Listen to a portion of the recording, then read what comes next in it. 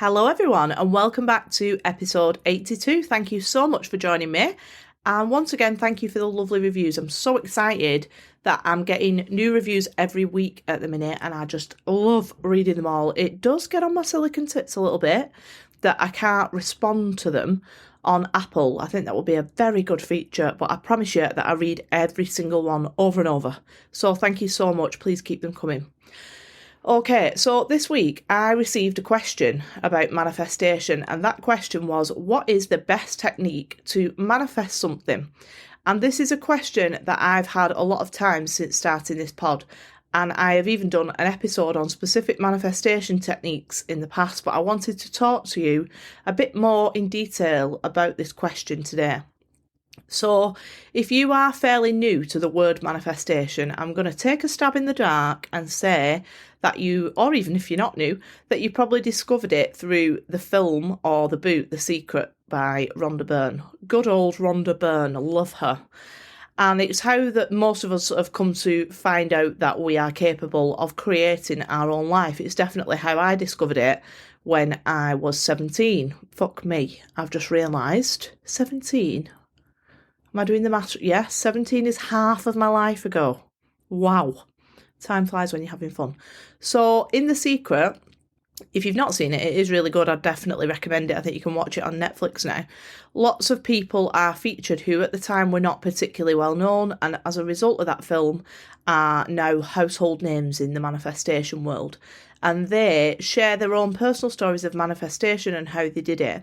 And I absolutely love The Secret. I am not slating it at all. It has transformed the lives of so many people by introducing us all to this concept. But it does portray it, I think, as this mysterious, magical key that you just think a thought and it shows up, and that isn't quite true. It is on the right lines, but there's a bit missing from that documentary. So, if you are anything like me, you will have spent the following 10 years after you watched it at first researching what we call manifestation techniques. And by techniques, I mean specific magical sounding actions that are this mystery key to make a thought a reality. And I'll give you some examples, and I will include in there some that I have heard from other people, some that I used heavily in the past, and some that I still do use time to time. And I'll tell you a little bit about which one's which. So the first one is writing your manifestation. So that might be a word, it might be an amount, it might be even somebody's name if you're trying to manifest love or a particular friendship, and setting the leaf on fire. So, you know, those little dry bay leaves on one of those. I've done it myself, not very often, but I have done it myself. And setting that on fire is supposed to send off that manifestation energy off into the universe for you to bring it into your reality. Another one, and this is one that I really like actually, and I've done this a lot in the past, and I've done it recently as well, is writing a letter to the universe in order to say what it is that you are hoping to receive. The next one is creating a vision board. So a vision board is sometimes called a dream board, and it's made up of lots of different images of the things that you would like to experience in your 3D reality. So you might make it on Pinterest, so you might like save things digitally, or you might actually have physical vision boards like I do, where you print off the pictures and you hang them up in a frame and they are in front of you regularly, so it's kind of subliminal that you keep seeing those images. I do love a good vision board, I won't lie. Another is saying positive affirmations in the mirror, so standing in front of a mirror and saying, I'm wealthy, I'm healthy, whatever it is that you're trying to bring in. The 369 method, it's writing your goals down or your manifestation down 3 times in the morning, 6 times at lunch, 9 times at night, which is pretty hard going, I won't lie. There's also different versions of that one, like the 555 method, writing it down 55 times for 5 days, or 33 times for 3 days, or 66 times for 6 days, and so on and so on. There's another one that's trending at the minute, I've noticed, on TikTok, called the O method. Now, I'm not going to specify what that O stands for, but I'm sure that you can guess if you have a think about it.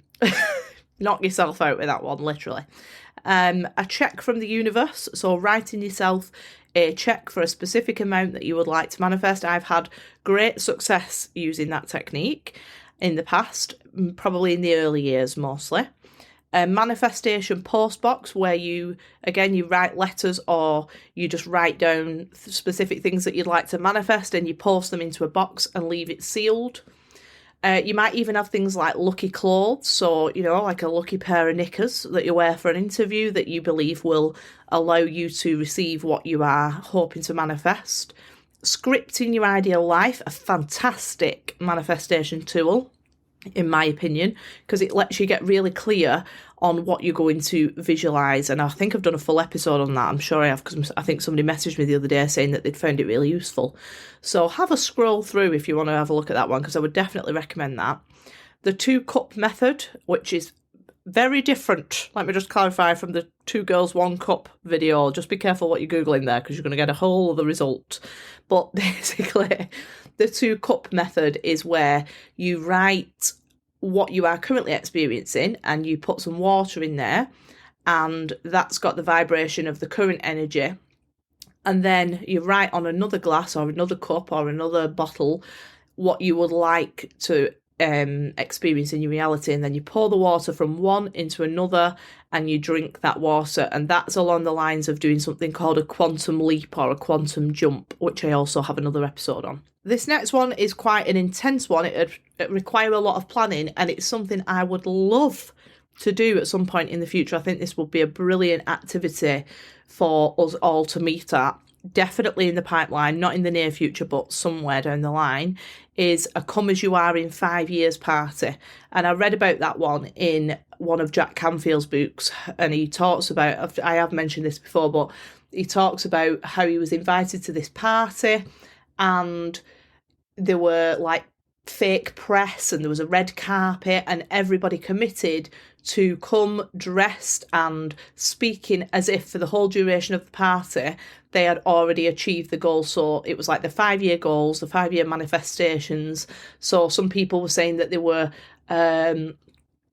what were they? Like a number 1 published author, let's say that for example, and they would introduce themselves to the other people at the party. Somebody might be the CEO of £1 million business and so on and so on. And they stayed in that role. Now, I love that one because I've been learning a lot about embodying your vision recently. So I think that would be an amazing manifestation technique to use. And you could do that on a smaller scale as well. You could just do it with your friends and have like an evening where you all get together and talk just purely from your vision. I think that'd be brilliant. Speak what you seek to a friend, which is just doing that really, is speaking as if it's already manifested to a trusted friend who will go along with that and speak back to you as if they've already manifested their manifestations as well. And there's one called the lipstick method, which is like one... This isn't one I've tried before, but I believe it's something to do with writing down like a love letter to the person that you're trying to manifest a relationship with and then kissing it with lipstick. It's a little bit of a primary school kind of vibe, that one. So there's a selection of just some of the vast array of manifestation techniques that are out there, and I'm sure that you will find loads, and you've probably got loads that I don't know about at all. And I want to make this very clear. I am in no way whatsoever telling you that these techniques don't work or that they're daft or that they're just made up or that you're doing it all wrong. I still use several of these techniques, but what I want you to take from this episode is that the reason that they might work for someone but they don't work for you and vice versa is because the technique is wholly dependent on your belief in it. And if you don't have that strong belief that you are going to manifest your desire through using this technique, or at least it helping you in some way, it won't work. It's your belief that is the power. So when I was a little girl, if I had any kind of like, what's the word, like a lesion on my skin, like a wart or something that I'd picked up in the sandpit at school, my grandma would cut a potato in half and she would rub it onto my skin, and she would do this to herself and anybody else in the family. And then she would go outside into the garden with a small trowel and she would bury the potato in the garden. Now, As you can probably tell from that, I'm not the first witch in the family. I learnt a lot of what I know from my grandma. She hasn't really realised that, but she has always been that way inclined, kind of having faith that these certain practices will help in some way. But she firmly believed that burying the potato was an essential part of the process of healing. And she was absolutely right, because if she hadn't have done that part, she would doubt that that would work, and that doubt would then manifest into reality. So logically, both me and her knew that that didn't really make any sense. And, my granddad would be like, what a load of shit. But her grandma had done the same with her when she was little, and so it was just a fact that it works, and she trusted that it did. And as a result of that, it did work every single time, because it was the belief that manifested the healing, the belief that if she buried half a potato in the garden, that my skin would heal from anything, or her skin, or anybody else's skin. And although I completely understand how this works now intellectually, it doesn't stop me from using certain techniques still, because I have programmed my belief into them, and therefore they work very well. So by doing these particular techniques that you've chosen to use, you are programming your belief into that action, and therefore they will work for you, but they might not necessarily work for somebody else, because it might not feel good to them, and that's an important part of it. The ones that I use feel good when I'm doing them. They make me feel connected. They help me to strengthen my belief in my manifestation coming in. So now that you understand this, what you'll probably find is that you'll end up relying on them less and less, and using them less and less, because your faith and your belief in yourself and your own power, your own creative power, will become stronger. But that doesn't mean that you can't dabble with these little magical feeling techniques now and again. There's no harm in that whatsoever. We might understand as an adult that a magician is using sleight of hand or a distraction technique, but I bet that most of us are still excited when he comes round to the table at a party and pulls the Queen of Hearts out your ear hole. Like, it's fine. That's fine to enjoy that magical aspect of manifesting. So if you want to use them, please do, because they will help you to strengthen your belief. And also, understand this, you can't cock up a manifestation technique just because somebody on TikTok says that you need to say these specific words, or that the bay leaf that you're writing on has to be perfectly intact and the only one that you can find is looking a bit worse for wear in the back of the spice cupboard. Relax. It's how it makes you feel when you're doing it. So for me, when I'm writing a letter to the universe, I feel excited. I feel like I'm already having that experience. I feel connected to it. So that technique works really well for me. But you might find that kissing a piece of paper with your crush's name on it works really well for you, and that's absolutely fine. So do what makes you feel good. If setting a bay leaf on fire makes you feel good and makes you feel connected to your manifestation, use it. That's fine. Doesn't matter if you understand that logically that doesn't really make any difference. If you feel that it does, do it. Go and drink your moon water. Shove a rose quartz up your arse and visualise your dream man. It doesn't matter. As long as you believe that it works, it does, because the power is all in you. And if you are a member of the Vibe Tribe, you'll know that I regularly use crystals, and I also use moon water with intentions written on it during our lunar ceremonies. And I totally think that things like crystals and the moon have their own energetic power. But the way that I use them now, with a better understanding through years of using things and learning more about it, is that power is just boosting my own power, and enabling me to bring in those manifestations with more speed. So what I'm saying is, don't put all of your power, your creative power that belongs to you and nothing outside of you, in a particular method that you've heard about online. Because if you go rogue and do something slightly different, like sprinkling nutmeg in your doorway on the first of the month instead of cinnamon, which is something that is said to welcome in wealth, by the way, then you'll start doubting that magical process. And whatever you believe to be true is true. So thinking, oh, it's not going to work because I've sprinkled fucking garlic powder on the mat by accident, it won't work because you believe that it won't work. But rest assured, you'll be safe from vampires at least. So years ago, when I first started learning about all of this stuff, I used to write my manifestations, things that I wanted to bring in, on this pink notepad paper that somebody bought me on one of my birthdays. And I used a specific pen that I think came as part of this set. And I folded each sheet twice and placed it in this specific gift bag. And that was something that I'd read about somewhere, a technique about writing something down, folding it on a piece of paper twice and putting it inside your chosen container. So I'd chosen this pink notepad, this particular pen, and this gift bag, right? So I started putting things in there with the energy of being excited because I was all in. It was quite new to me. I was really excited about it. I was amazed by how magical it seemed.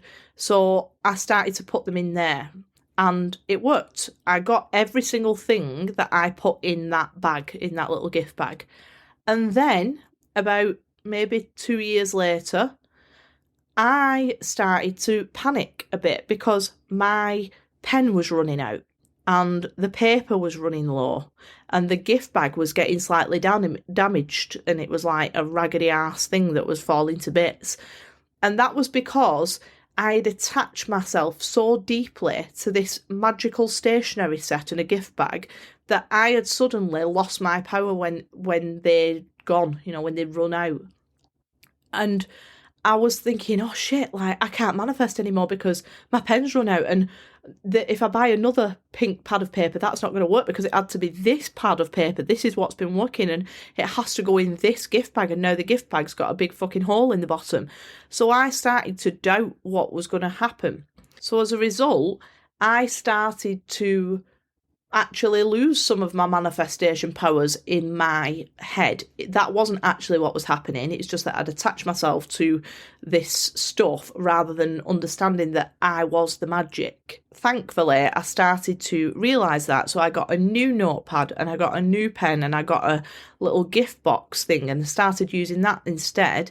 And I built my belief back up and realised that whatever I wrote on and whatever I used to write it and wherever I put it really didn't matter anymore because I was the magic. I am the magic and so are you. That's a great affirmation for you to use actually. Say it with me. I am the magic. So if you're going to use positive affirmations, please put that one in there because the power is in you. Use the techniques as tools to strengthen your belief in your own power. So if you are quite new to this, I actually encourage you to go and try some of these techniques out. And now we're living in a time where there's thousands of books with loads of different techniques in. And I spoke about a list of them earlier on. So go and try some of those and see which ones make you feel magical and make you feel connected to your manifestation. Or even better, make up your own manifestation technique. Everybody has made these up. Somebody at some point in their imagination, like I was talking about last week, has created this ritual or this process that they do that they believe will help you to bring in manifestations. So try some of your own. Do whatever feels good to you. And once you have done that, go and share them in the Facebook group because I would love to hear about them. So I hope that you found this episode useful. If you have, please go and leave me a review. I'm very grateful for them all, as I keep harping on about. And if you would like to join us in the Vibe Tribe, you can. It's on Patreon, so you can search Vibe Tribe with Sophie Waddington and you'll find us there. Have an amazing week and I will speak to you soon.